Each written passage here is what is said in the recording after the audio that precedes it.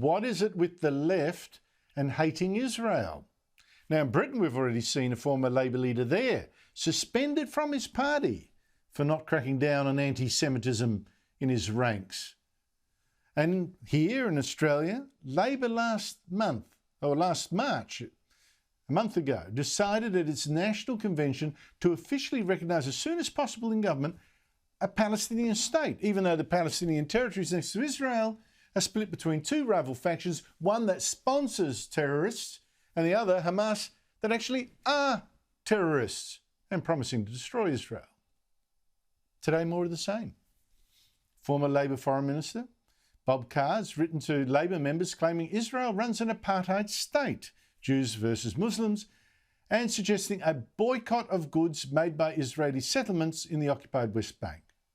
Joining me is a former long-time Labor MP, Michael Danby, used to edit the Australia-Israel Review. Michael, always good to catch up with you. What is wrong with what Bob Carr said?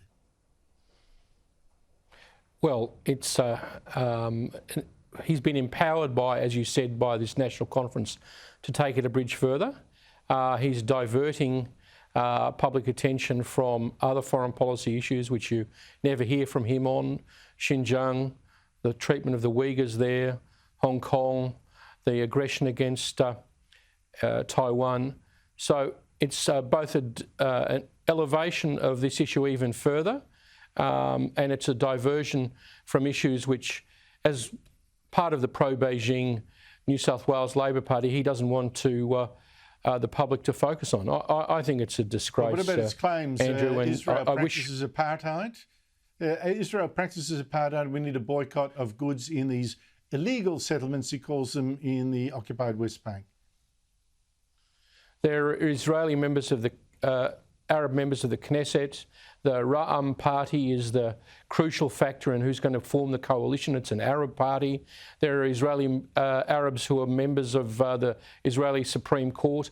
All of this could have been settled. It's a dispute 8,000 miles away from Australia. If the Palestinians had accepted the three offers that were made to them by Ehud Barak in 2000, by Ehud Olmert in 2008, and recently between Netanyahu and Kerry. Each time they've run away from them. So, you know, Bob Carr is diverting the issues away from issues he doesn't want to talk about, and raising false claims comparing Israel to South Africa. I'm just wondering, Labor's problem with Israel, its preoccupation with Israel, how much of that, Michael, is actually Labor counting votes? Almost every seat with a big Muslim minority, every marginal seat is held by Labor. And for every Jewish voter in Australia, there are now 6 Muslim voters. Is that a factor here?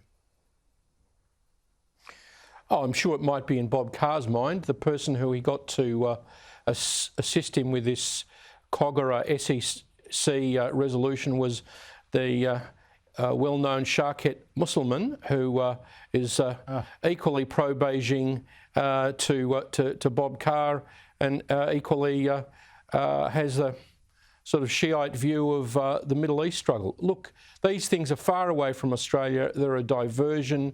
Bob Carr is sadly doing this. They could have been negotiated. And he's talking in the Daily Telegraph today, Andrew, about the poor Palestinians not having a vote and therefore Israel being apartheid. Australia voted for two separate states. The Palestinians have an authority run by Mohammed Abbas. He's just put off the election. He's, I think, 17 years into a 4-year term. You can't blame the poor old Israelis for that. Come on, fair go, Bob Carr. It's just a joke. It's just a joke. You've got one part of the Palestinian territories run by a guy that's run from elections for, 13 years since his end of his first elected 4-year term. And you've got the other part, the Gaza, run by a terrorist group. And Bob Carr says, yeah... How could you expect Australia... How could you expect Australia to recognise a government run by Hamas that is officially classified by the Australian Parliament as a terrorist group? Well, I mean, really, even in Bob Carr's cloud cuckoo land. That will be on Labor's head. Mate, I'll have you back for that, because that should not stand. Michael Danby, thank you so much for your time.